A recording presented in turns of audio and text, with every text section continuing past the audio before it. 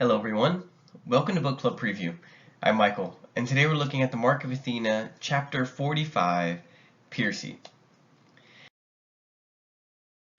Now, this chapter, it starts off with Piercy and Piper and Jason kind of continuing walking after leaving the nymphs or the nymphiums, and they get to this spot where Piercy remembers in his dream this huge kind of parking garage, and the floors are moving up and down, and there's wheels like that you would put a hamster in, but they're huge, and they have these hellhounds running in them,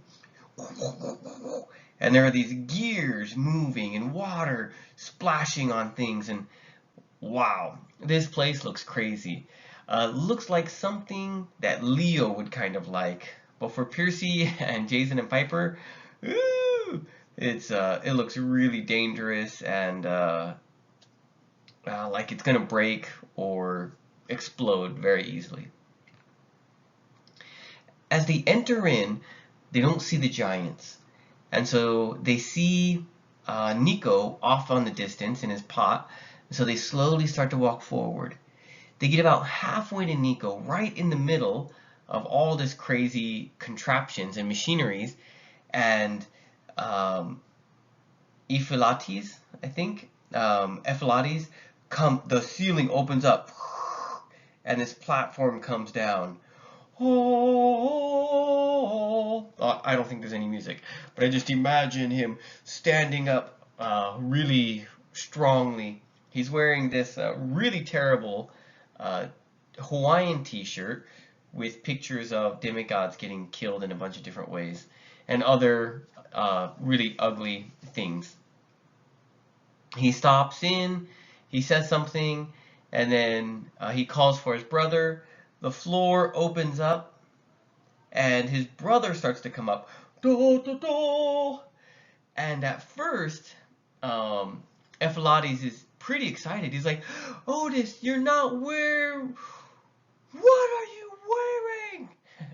He's not matching his brother this time, which is great, but he's wearing a tutu, a ballet uniform, and he looks pretty terrible.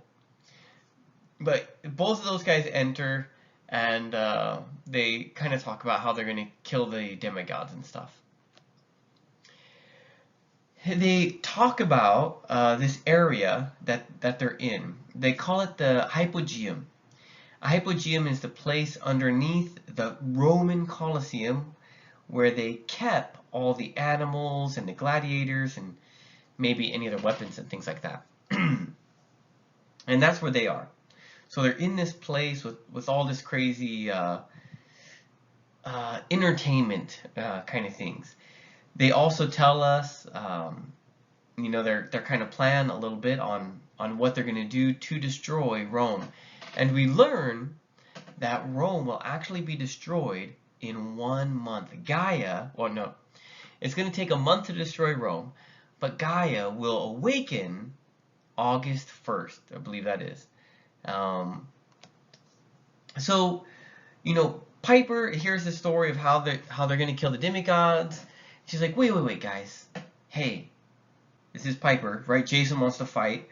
Piper's like, hey, look, how about a plot twist? How about we team up and you let us go? And they're like, what? And then she throws in, and we can do a ballet number. Now at this, Otis, who's actually standing near Nico, I should have mentioned that. At some point, they open the lid for Nico and they let him dump out. He's almost dead.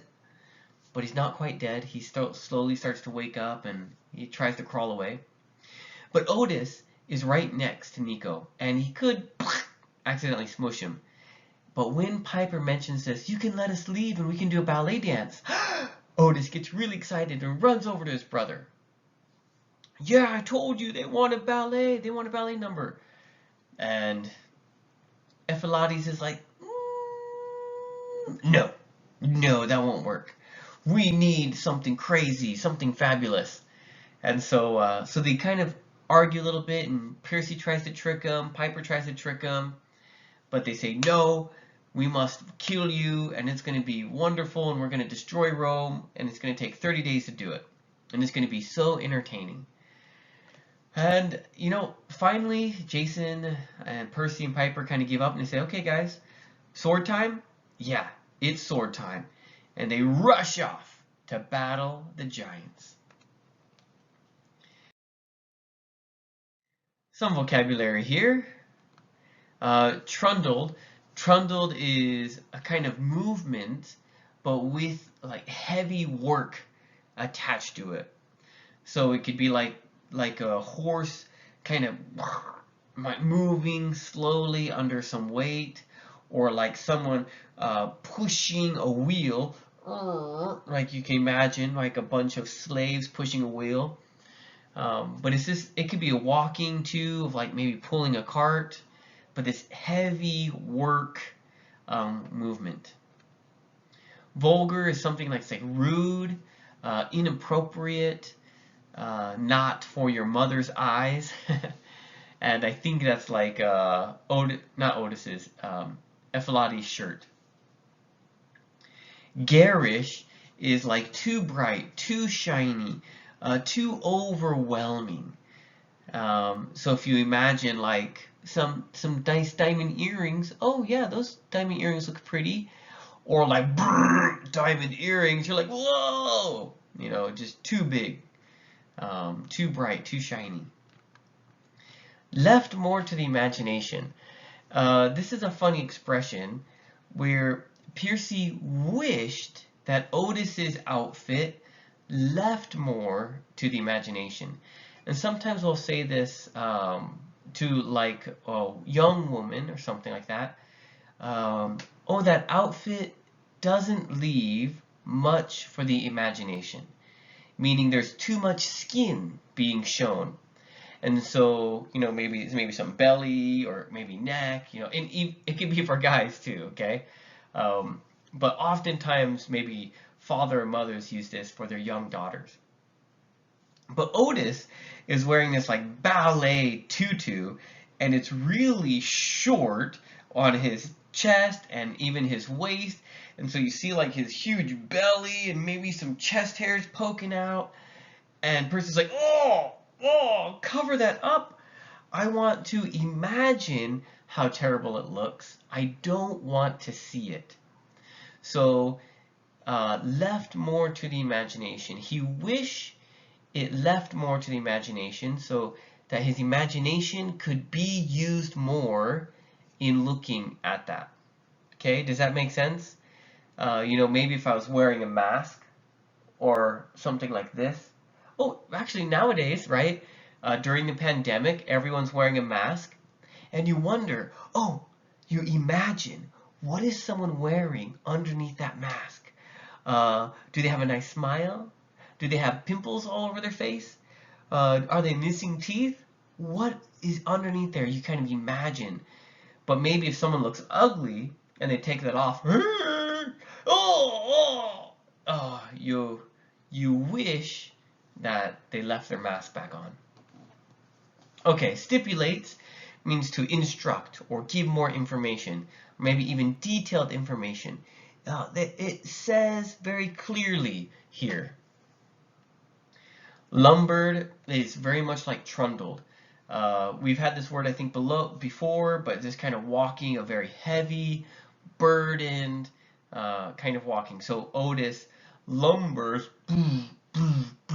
Brother, I told you, ballerinas will be good. Oh, discussion question. So, if you were Piper, Jason, Percy, whatever, what plot twist would you suggest to the Giants? What idea would you offer to maybe make them think letting you guys live was a good idea for entertainment? What idea would you offer to twist, shock the viewers? Of course, please make your own discussion question. That is all the time that we have for today, but thank you so much for joining me for this episode of Book Club Preview. I'll see you soon. Bye-bye.